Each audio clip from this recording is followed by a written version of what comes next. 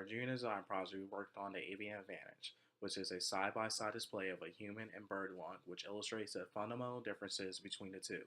The natural science principles taught through this product are the anatomy and functionality of the avian and human lungs, which our prototype will demonstrate in further detail. Bird lungs consist of multiple air sacs which work in a similar fashion as a human lung. However, instead of a diaphragm, the bird uses its sternum to create a pressure change and force air into the rear air sacs, as well as to the parabronchi where the oxygen and carbon dioxide are exchanged. The air which has already been exchanged is stored in the front air sacs. On exhale, the air in the front air sacs is expelled, while the air in the rear air sacs is pushed through the parabronchi and is also expelled. This allows for the oxygen to always be present in the bird system. The applied science principle taught in this product is the relationship between pressure, air density, and oxygen content as described by the barometric formula. The barometric formula states that the pressure at a given altitude decreases exponentially from sea level pressure with height. As well, the product considers the Avogadro gas equation, which relates the partial pressure of oxygen to the fraction of inspired oxygen. For the final product concept, this desktop device will be a box structure approximately 12 inches by 24 inches wide that will exhibit a display of the avian lung anatomy. 2 buttons will switch the device to lecture or interactive mode. Lecture mode will have an audio file play through a speaker that will talk about the functionality of the lungs anatomy, while the LEDs light up the several pathways of the blood oxygen through the bird's anatomy. Interactive mode allows the user to utilize a slider to change the theoretical altitude and examine the resultant blood oxygen content change, which is shown via the LED's color and intensity. Crucial functionalities critical to the success of the product concept are the audio function of the speaker, the visuals shown via the LED lights, and the applied science aspect where the light intensity and color is a function of the barometric formula. An audio file will be played through the speaker to talk about the natural science and anatomy of the avian lung. The LED lights will illuminate the pathways of the blood oxygen through the anatomy during both the interactive and lecture modes. The LED color and intensity will reflect the magnitude of the pressure and how that affects the density of the air and thus the blood oxygen content. In our project, the crucial functionalities do in fact fit the critical needs and specifications. The product fits within the budget using low-cost LEDs and other low-cost materials such as wood, paper, plastics, and acrylic. It is also durable and made of materials that are easily replaced.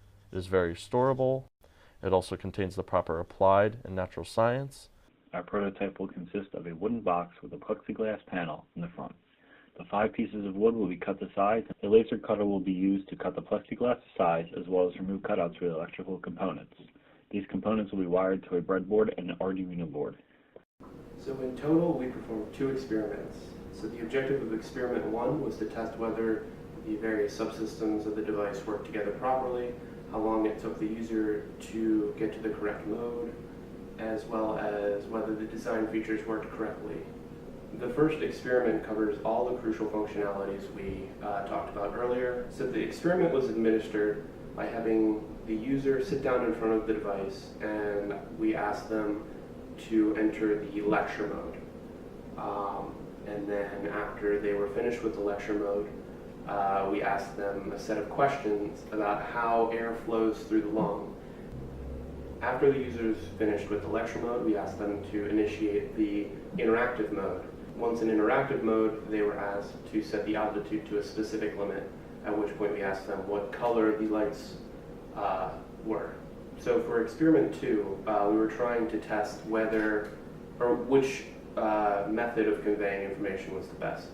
So for the interactive mode, essentially we are having the user adjust this slider to change the altitude which we are simulating. And then what we're trying to do is have the LEDs either change color, change intensity, or both to convey both the atmospheric pressure at that altitude and the blood oxygen content in the bird. In addition, the crucial functionality tested with this experiment was whether we could convey information about the applied science in a way that would be easily understood by the user. This experiment was conducted by setting the altitude to predetermined limits, essentially adjusting the altitude from 0 feet to 30,000 feet in 5,000 foot intervals. And at each point we would ask the user, using a colored and intensity scale, what the pressure and blood oxygen content in the lung was. So overall, the results from the first experiment were fairly decent. It took users an average of about 29 seconds, which included the prompt us telling them that they were to select the lecture mode. In order for our device to be more user-friendly, we need to include larger labels on the buttons and the slider. With that being said, the prototype did successfully convey the natural science topics we set about teaching in the lecture mode, with most users, or all users, scoring an 8 or above on our test at the end. In addition, when it came time to test the interactive mode, each user was able to successfully change the altitude. So in the second experiment, we learned that the best way to convey information to the user was via changing both the color and intensity of the LED lights on the display. Overall, the prototype was successful in providing both a proof of concept and in testing whether the crucial functionalities were met. With that being said, the testing of our prototype has proven that our product design is a viable method for teaching both the applied and natural science topics. This product should be developed by EDU ROB because it meets a lot of the needs and specifications of the stakeholders. The evaluation of the prototype showed us that the main needs and specifications were met, including, but not limited to, the size of the product, simplicity of the product, for the targeted age group, and the ability to teach both the natural and applied science of the avian lung and its advantages.